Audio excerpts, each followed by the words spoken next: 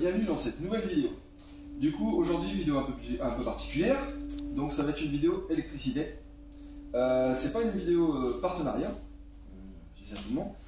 Ça va être une vidéo qui va expliquer quand même les produits, parce qu'on me pose beaucoup de questions. Et là, du coup, je suis avec Énergie Mobile, le grand chef de chez Énergie Mobile, qui va nous parler de ses produits. Donc, produits particuliers et produits aussi pour les professionnels. Comment faire votre installation, on y viendra après. Donc, voilà, petite présentation de la société. Ouais, salut Jérémy, voilà, nous on a une société Énergie Mobile, on existe depuis 1993. On propose une large gamme de produits pour équiper les véhicules.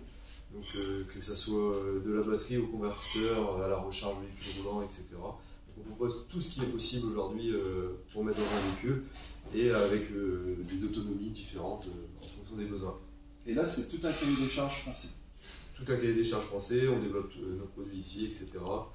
Et tout se passe ici, le SAV, la réparation, les expéditions, tout se passe ici, à Calais. Et voilà. Et en produits professionnels, on a vraiment des stations d'énergie pro. Parce que maintenant, il y a beaucoup de monde qui m'en a parlé en fait. Les groupes électrogènes, c'est fini dans les sociétés, dans certaines villes, ils n'en veulent plus. Et là, vous faites ces stations d'énergie, ils sont à prix quasiment des stations d'énergie chinoises, qu'on a pu tester nous dans nos vidéos. Et là, par contre, c'est des trucs professionnels et réparables. C'est ça, tout à fait. En fait, en gros, on a voulu mettre dans des boîtes, entre guillemets, tout ce qu'on fait déjà aujourd'hui, avec des produits où on est sûr, qu'on travaille déjà depuis longtemps, qu'on a développé. Et on a tout intégré dans des systèmes de boîtes pour pouvoir avoir des systèmes assez transportables et facilement en mise en route, très très facile. Alors moi, je l'ai vu fonctionner, alors en plus gros modèle en fait, oui. Au port de Calais. En oui. fait, tu m'avais prêté un copain à toi qui est soudé et tout ça. Ça. Et justement, j'étais tombé dessus au même moment. Et en fait, ça a vachement de patate. Et c'est-à-dire que ça, à la rigueur, même les particuliers peuvent acheter ça pour mettre dans leur van. Enfin, moi, c'est ce que je fais pour un niveau costaud par rapport à une station d'énergie tout en plastique. Bon, je sais que des fois, on est un petit peu sur le jus. Celui qui fait du 4x4, forcément, quand tu as claqué à droite à gauche, c'est quand même un peu plus costaud. Oui, on fait des boîtes du coup où il y a vraiment tout qui est dedans intégré, donc que ce soit le convertisseur, la recharge véhicule roulant, le chargeur AC/DC, et dans beaucoup de boîtes métalliques, comme on travaille beaucoup avec le monde du professionnel également, on a besoin d'avoir des produits vachement robustes parce que. Ouais, ils font pas attention. C'est pas qu'ils font attention, c'est leur métier qui leur demande. Ouais, non, mais voilà, en fait, c'est ça, même quand on fait attention. Voilà, du coup, ça va être donc fait des systèmes plug and play avec des prises. Très costaud pour éviter. On peut confier au plus brisphère, normalement il ne doit pas la casser. Normalement il doit pas la casser. Moins la casser facilement que ça. Ça déjà pour un petit professionnel c'est pas mal, on peut s'en servir en particulier. Et puis vous revendez pas sur place en fait, c'est directement sur des sites internet. C'est ça, on a notre pas sur des sites, mais sur des revendeurs. Oui, on a des revendeurs qui s'occupent de la distribution directement particulier pour nous. Et vous pouvez retrouver tous les produits énergie mobile sur internet quasiment et sur quelques boutiques en France aussi. Et aussi au salon de Calais la prochaine fois. Pour ceux qui avaient déjà découvert cette année, ils pourront les découvrir l'année prochaine. Voilà, petite pub. Et qui est la date Alors c'est le 6 au 9 juin, donc là c'est sur 4 jours. Et on va organiser aussi une petite rencontre professionnelle pour les pros. Comme on avait fait aussi cette année, un petit peu en quart d'heure, mais c'était un peu plus vaste. L'année prochaine ce sera plus complet. Un peu plus de monde, un peu plus de com'. Voilà. Du coup, on repart sur les batteries déjà. Alors là, tu m'as sorti 2 styles de batteries. Oui. Alors, ça c'est pour les mecs musclés, ça c'est pour les mecs non musclés comme moi. Non, en fait, on est sur 2 styles différents. Je te laisse en parler des 2 styles différents. Donc on est vraiment 2 batteries différentes. Donc là, on est sur la batterie que beaucoup de monde connaissait et qui existe depuis très longtemps, de la batterie plomb. Donc là, c'est quand même de la batterie plomb étanche, donc en type AGM avec des plaques de carbone intégrées dedans. Donc c'est la batterie bien sûr à décharge lente pour équiper dans les véhicules en batterie auxiliaire. C'est on va dire ce qui se faisait jusqu'à aujourd'hui.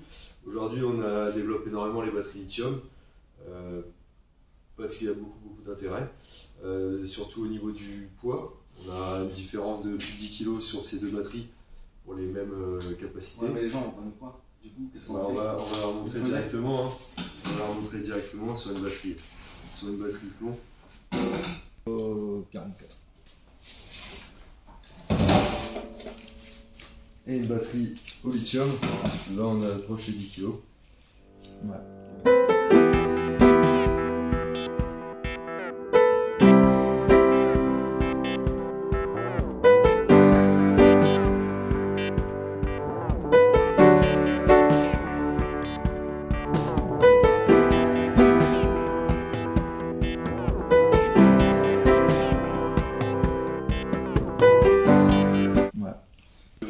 Chantier, tout ça. Ah oui, c'est plus. Et après, il faut savoir quand même que ce qui est aussi important à savoir, c'est qu'ici on a une batterie de 100 ampères.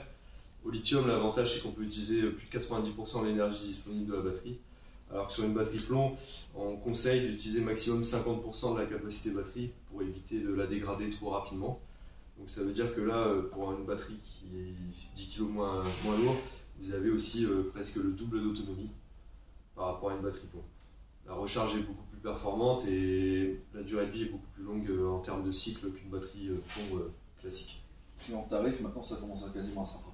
Oui, le lithium a bien baissé, donc les prix baissent et aujourd'hui la différence par rapport aux capacités, puisque là on serait obligé presque d'avoir une batterie de 200 ampères en plomb pour avoir la même capacité que celle-ci, on est sur des prix largement semblables.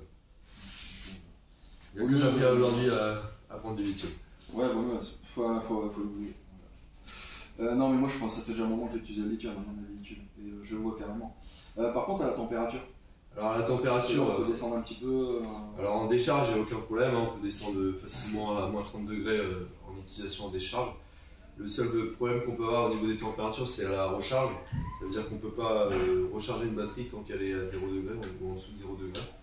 Alors, du coup, nous on fait des batteries également avec qu'on appelle Polar, avec la possibilité de recharger sous 0 degré. Il y a un film chauffant qui va venir chauffer la batterie quand on la recharge. Après, voilà, dans un van, généralement, c'est quand même assez rare qu'on va avoir 0 degré. On essaie d'avoir un peu plus chaud quand même. Généralement, on passe les verres au chaud. Et par contre, en termes de décharge, il n'y a aucun souci. Et même en utilisation, elle reste dans les mêmes fonctionnalités, même si on est à moins 5 degrés, elle ne perd pas en capacité plus que ça. Ok. J'ai encore une autre question, enfin oui. Une autre question, un autre produit aussi qui est intéressant. Du coup, celle-là, elle marche en Bluetooth. Oui, en fait, toutes les batteries lithium sont gérées par des BMS, donc un battery monitoring system. C'est lui qui gère l'intégralité de la batterie, la partie électronique. Donc il va faire l'équilibrage des cellules, on peut pouvoir couper le port de charge ou de décharge. Il va venir vraiment gérer les surtensions, etc.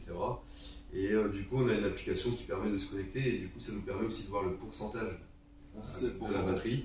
Et on sait à un instantané ce qu'on tire ou ce qu'on rentre si on recharge. Alors ça, il faut toujours savoir son téléphone. Oui. Par contre, on a ce petit appareil là. Hop.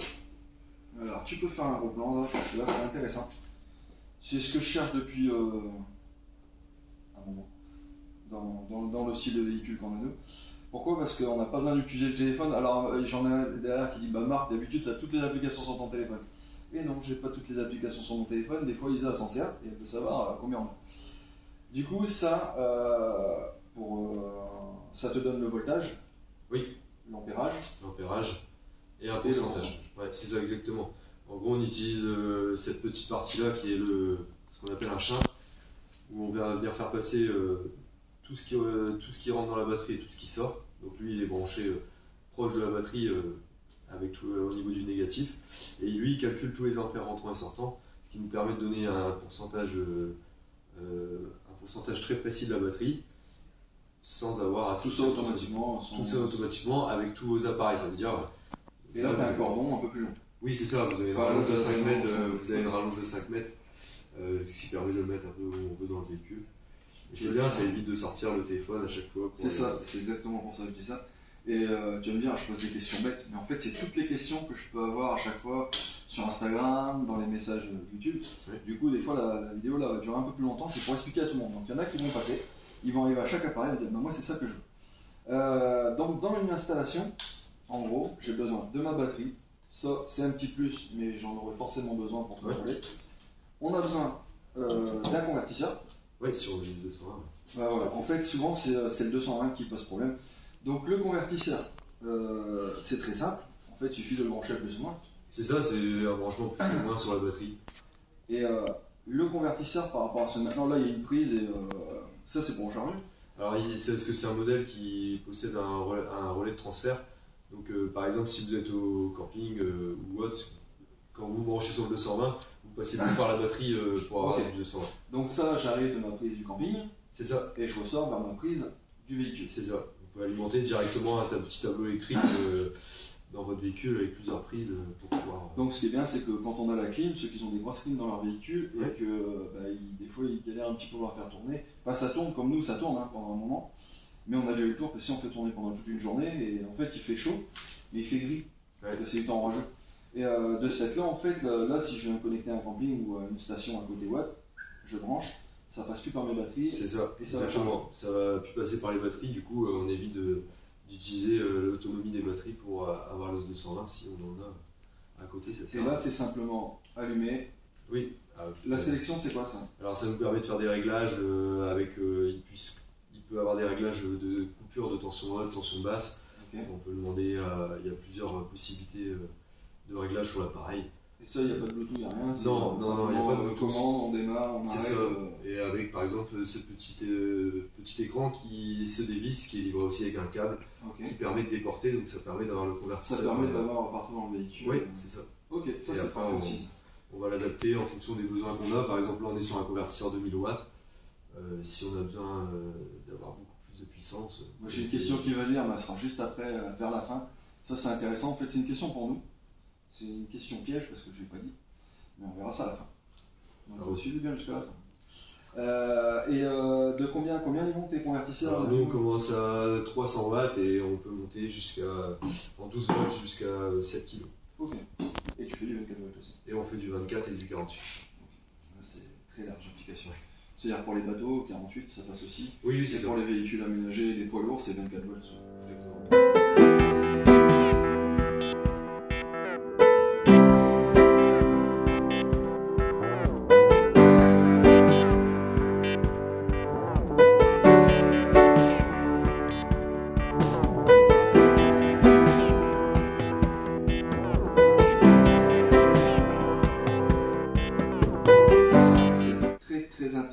Alors, première fois que j'en vois, je vais pas dire je connais, première fois que j'en vois.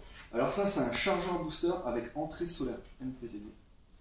Là, 20 ampères, pourquoi 20 ampères en fait 20 ampères parce que c'est un modèle qui correspond à quand même beaucoup de monde, avec une installation simple dans un véhicule, où on ne veut pas mettre non plus une grosse installation électrique. 20 ampères, ça permet d'avoir un prix intéressant, d'avoir un appareil ultra compact, et avec une batterie de 60-100 ampères au lithium, il y en a largement assez. Donc c'est pour ça qu'on a créé un modèle en 20 ampères. Il existe aussi en 40 ampères. Et là, du coup, l'avantage, c'est vraiment d'avoir un produit 2 en 1. Donc à la fois qui fait la recharge véhicule roulant, et en même temps, on peut brancher son panneau. Donc avec un seul appareil, on fait les deux. On fait les deux. Et là, je vois panneau solaire, c'est 280 watts. C'est ça, on peut mettre un panneau jusqu'à 280 watts. Ok. Donc c'est-à-dire que moi, dans mon camion que j'ai là actuellement, j'ai 1200 watts, je branche dessus, l'appareil est... Ah bah là il fonctionnera pas, il se mettra en sécurité bien sûr. En sécurité, mais c'est pas le but de mettre un aussi gros parc de voilà, batterie. Il faudrait avoir le plus gros modèle. C'est ça, tout à fait. Et là ça va de combien à combien? Donc là sur ce modèle-ci on a un modèle en 20 ampères et un modèle en 40 ampères. Et on a un autre modèle un peu similaire mais qui est étanche, pré-câblé, qui là fait 25 ampères et 40 ampères. Okay. Donc on reste sur des puissances 40 ampères qui sont déjà correctes dans l'aménagement de véhicule, et un modèle le 20 ou le 25 qui permet déjà d'avoir une bonne recharge pour des installations pas très importantes. Et celui-là, très facile à régler, c'est-à-dire qu'on branche, c'est ce que j'ai vu juste avant, on branche, on appuie sur un bouton mode et on sélectionne la batterie. On sélectionne juste la batterie et après tout le reste est automatique. Ça veut dire que dès que vous allez rouler, vous allez avoir le maximum de puissance, vous allez avoir vos 20 ampères max. Dès que vous êtes arrêté, le solaire fonctionne.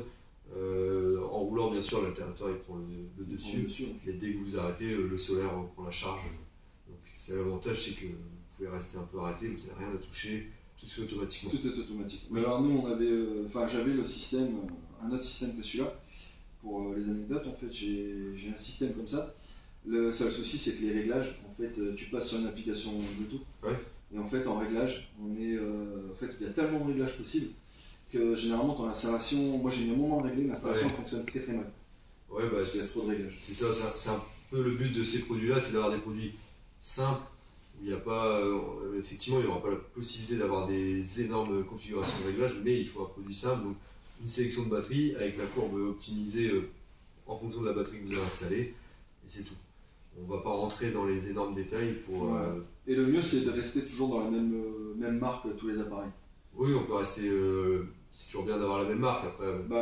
Je dis ça par rapport à nous, parce que quand on a 3 ou 4 marques différentes, dans notre véhicule, c'est toujours galère. Ah ouais, c'est sûr.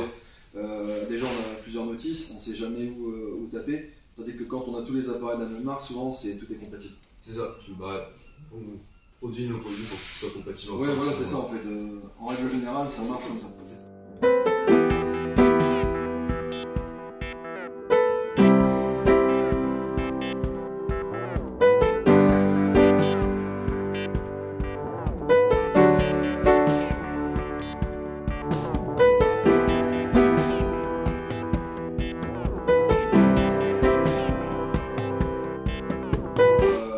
là, ça c'est un régulateur MPPT aussi, ça? Oui, ça c'est un régulateur MPPT. Mais ça fait que régulateur pour les panneaux. C'est qu'un régulateur classique comme beaucoup de monde connaît, donc pour brancher directement les panneaux, pour recharger vos batteries.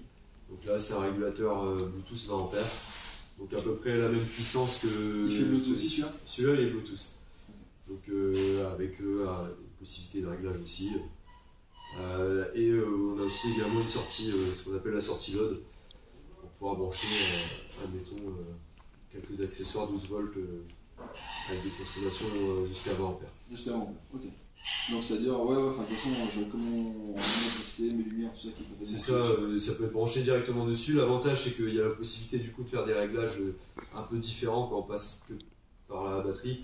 C'est qu'on peut régler des jours mode nuit. Et je vois qu'il y a des petites sorties dessous là. Oui.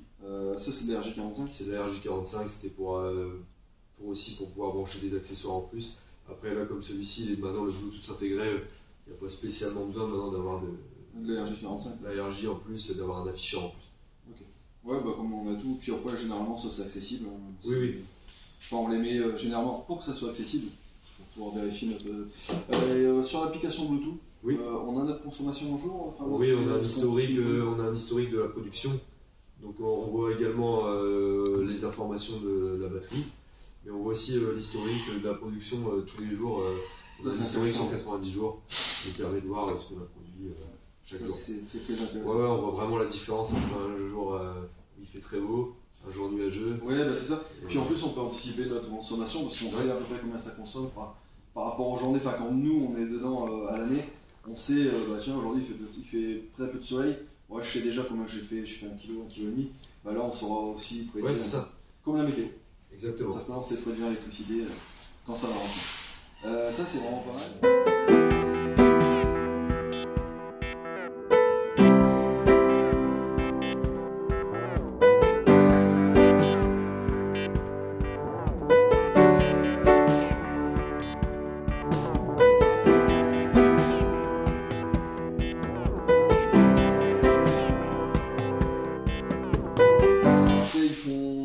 Plus d'accessoires, c'est-à-dire quand tu as les coups de batterie, tout ça, mais tu as une large gamme. Hein, oui, on va avoir tout ce qui est la sécurité pour l'installation, donc les coups de batterie, les portes fusibles, les méga-fuses, tout ce qui est important. Et ça, en fait. quand on voit, là celui-là c'est 200 ampères continu, 300 ampères instantané, ça c'est ce qui a été testé par nous.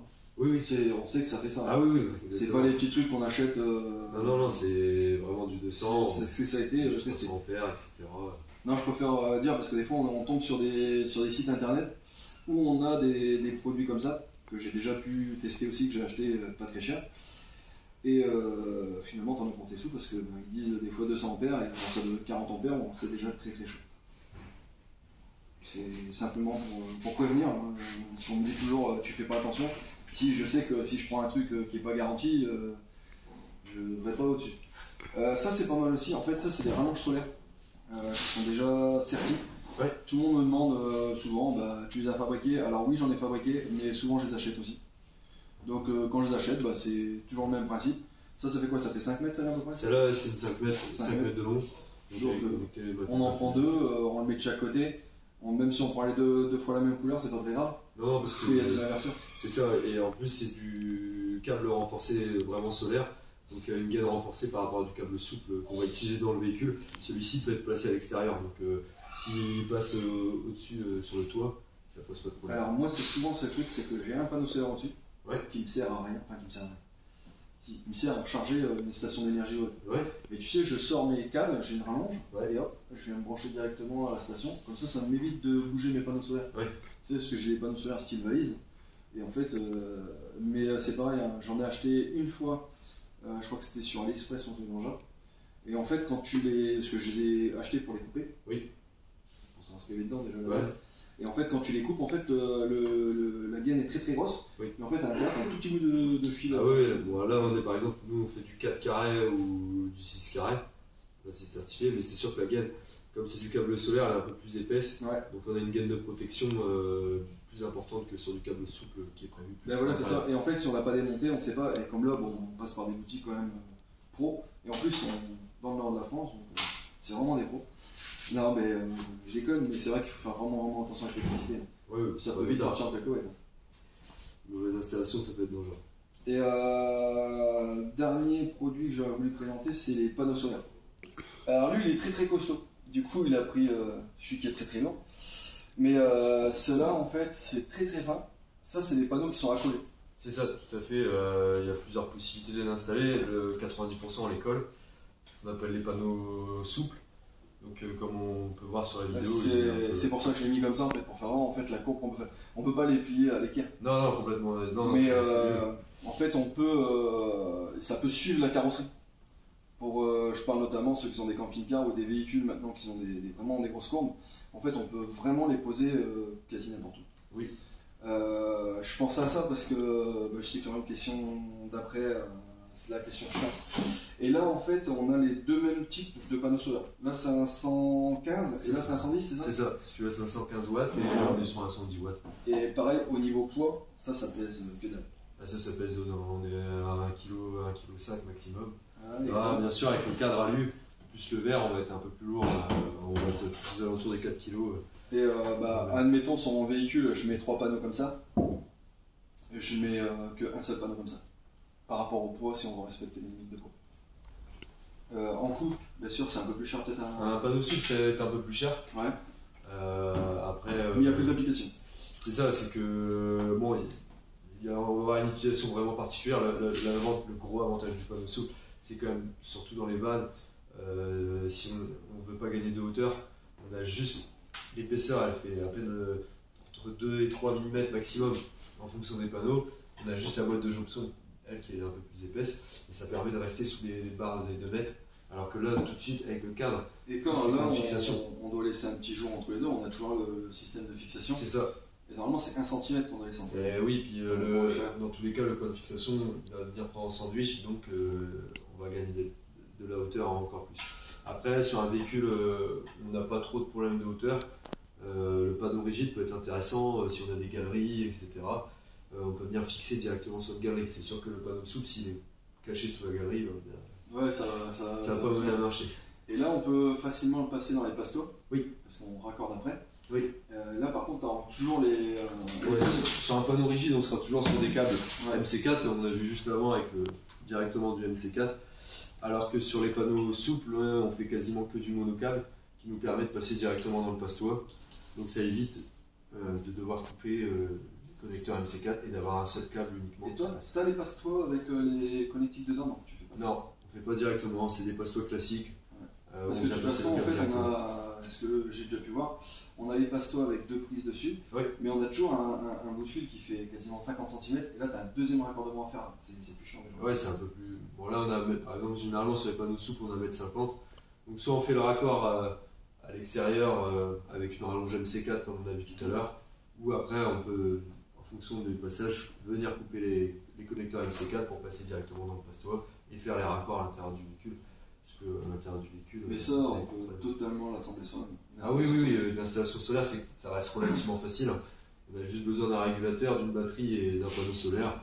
On vient connecter son panneau sur le régulateur, la batterie sur le régulateur et c'est parti. C'est presque un jeu d'enfant. Presque un jeu d'enfant. Non, mais je dis ça parce que les gens me disent toujours, ouais, c'est un peu compliqué, machin. En fin de compte, les polarités, tout ça, c'est pas très compliqué. Non, c'est un peu comme on a un plus, un moins. Plus, un moins, Les câbles sont quand même généralement, à part sur le câble solaire, où là on est bien sûr que sur du câble noir. Là par exemple à l'intérieur, quand vous avez dénudé, vous allez retrouver un câble rouge, un câble noir. Généralement on connaît tous. Là c'est un peu loin pour voir, mais on y est. Et après, il y a les deux couleurs. Moi je les vois, on sait qu'il y a les deux couleurs. Et par contre, tu vois, je vois c'est plus et minus, ils sont repérés là-dessus. Oui. Ça c'est pas mal. De toute façon, le plus c'est toujours avec la petite étoile au bout. C'est ça. Et après, sur la NC4, du coup, ils peuvent être inversés, puisque là, si je fais ma rallonge, je vais mettre mon connecteur mâle dans le. Oui, mais de connecteur toute façon, femelle. tu le sais. Et à la fin, je vais ressortir en connecteur femelle, donc ça reste toujours pareil. Non, je préfère préciser parce que généralement les gens me disent c'est difficile. En fin de compte, tout est fait pour que ça soit facile. Ça serait connu si les électriciens seraient intelligents. Hein. Alors, question chiante, ou piège, comme on a dit. Qu'est-ce que tu me conseillerais de mettre dans Cacahuète? Tout le monde connaît Cacahuète, mon camion Cacahuète. Enfin, c'est Cacahuète, mais c'est grand. Les gens n'ont pas encore sorti. Toi non plus, tu ne l'auras pas encore sorti. Il sortira la semaine prochaine. On a la caisse que tu as déjà pu voir. Oui. Et à l'arrière, en fait, on a une terrasse. Je te dis simplement ce que je veux à l'intérieur. Je veux un petit frigo, peut-être, avec petit congélateur. La consommation, on est sur du 55 watts au maximum. Ok. Mais il y a une consommation de démarrage. C'est du 230. À l'intérieur, j'ai une pompe à eau. En 12 volts. En 12 volts. J'ai un chauffage 2D autotherme. D'accord. J'ai des LED en lumière. Ok. Une lumière extérieure aussi en LED.